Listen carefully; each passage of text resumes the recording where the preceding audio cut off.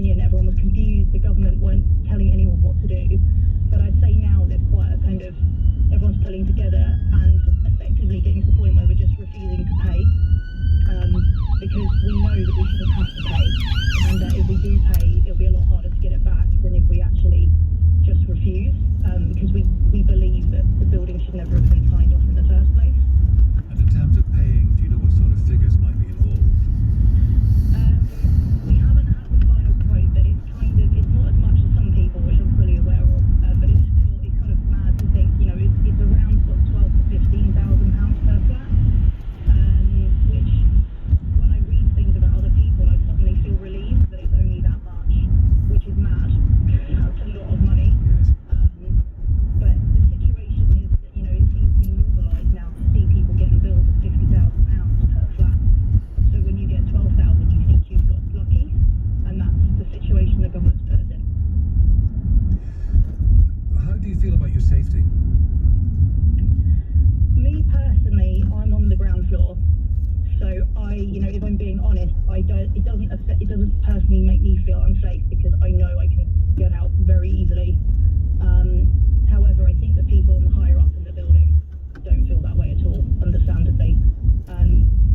We do have we have passed on some elements of the fire regulations, but the cladding is the issue. So we've been told that if the fire was inside the building, we'd probably be fine, whereas if it went up the outside of the building, we probably wouldn't be. And so there's actually more of a worry about what's going on outside rather than inside the flats, and we have no control over that. So, when there were fireworks on New Year's Eve, for example, all I could think was, don't let it come near the building, because that will hit the cladding and then it will go up in flames. Laura, thanks for letting us know about you. I hope this resolves to your satisfaction. You are not alone. Full comfort of that. Maybe Nigel is in Greenwich. Nigel, tell me about you. Welcome. Hello there. Well, thanks for having me on the show. It's a slightly different angle to the problem, obviously related to it. I'm a leaseholder. I've owned my property for 7 years, with substantial amount of savings into it. The building is only 3 stories in height, and so it actually the guidance was issued by the government was actually applicable to buildings over 18 metres in height. So with it being a 3-storey building, the legislation, the guidance was issued should have applied to the building that I have and the flat that I have. However, all lenders are actually requiring that everybody, all flats, have to have an external wall survey completed and have a satisfactory EWS1 completed, irrespective of their height. And without that, then you're unable to sell or remortgage, and effectively our properties are worth zero. So all the savings that we've put in to our property and buying our properties and getting mortgages is kind of wiped out until this is resolved. So do you know about what is on your building? We have had a survey done, and there has to be remedial work to be undertaken. Now, because the building is under 10 years old, potentially it's still covered by the building's warranty. So we're kind of fortunate in that respect. But the sort of processes in claim, should it go that far, take a long time to process. And as I said, at the moment I'm in a fixed term mortgage. I know that that's going to come to an end fairly soon, and I'm going to end up going on to a very expensive variable rate mortgage because I can't remortgage, if that makes sense, and I can't go to another lender. And it just seems that the whole policy that has been introduced by the government has been poorly implemented. I can see that it's very important to protect those properties that where there is a significant danger and where there's significant risk. But I think the policy that's been implemented has had an unintended consequence in the way that lenders are interpreting the guidance issued by the government is unfairly penalising those it was never intended to affect. And what's the likelihood of getting hold of this EWS1, which I know people struggle to get? Well, the survey, we've actually had a survey done, Yeah. but few qualified people that are able to issue the survey report. Exactly, yeah. And there's a number of people out there who are not qualified and are charging a lot of money to have something done that's actually not, it's actually not delivering what not you're getting a qualified report. So we're kind of a bit uncharted territory, really. There's lots of information that's there on the internet. You can pick up lots of stories and much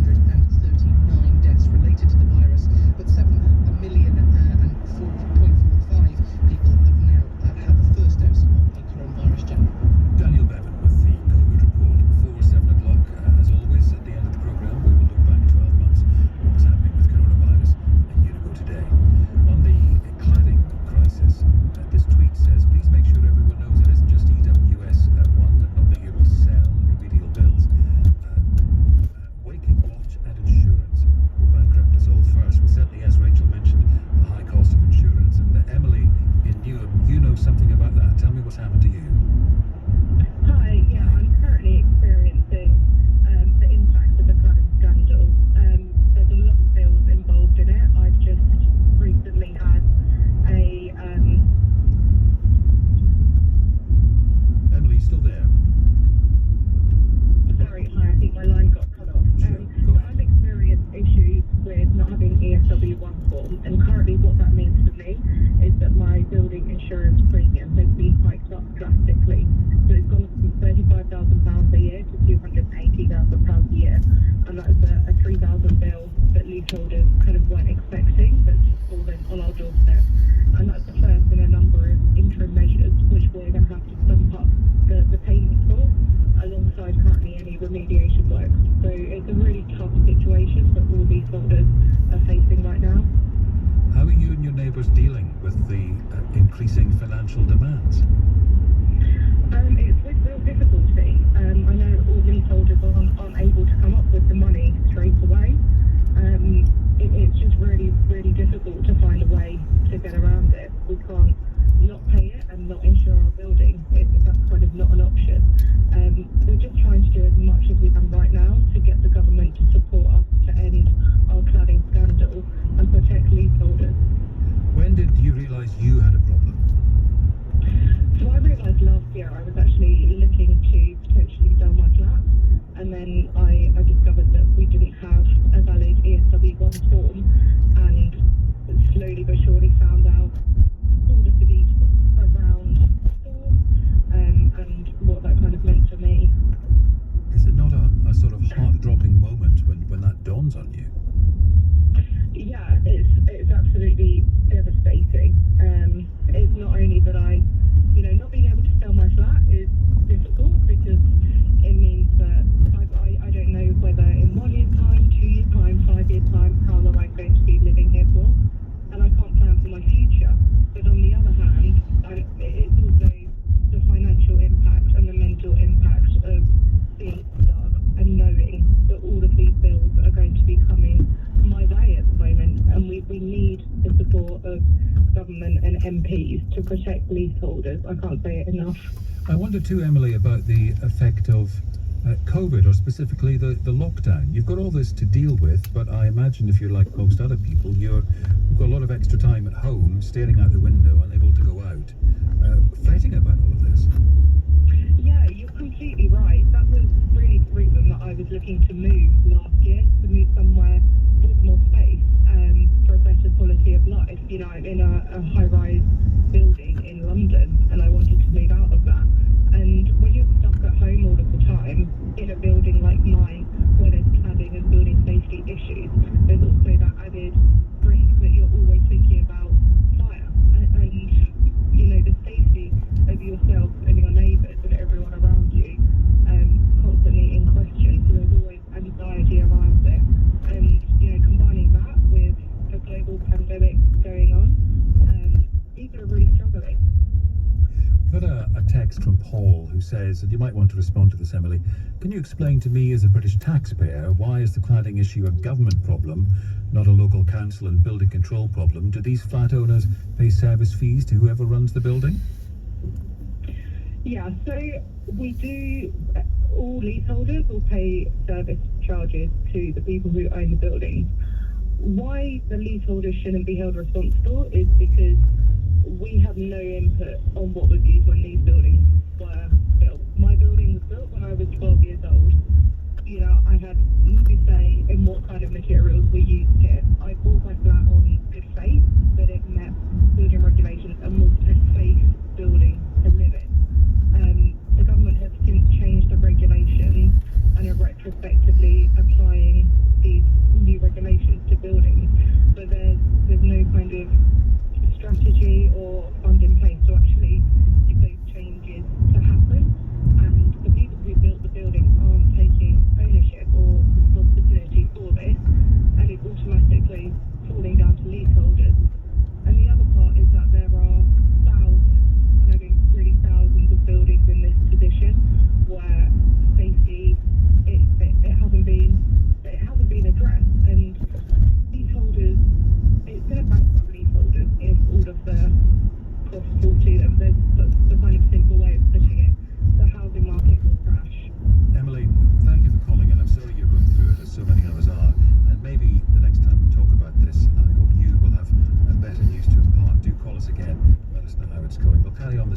election. Here's the news now. Here's Thomas. The SNP says Boris Johnson's trip to Scotland is proof he's in panic about the prospect of another independence referendum.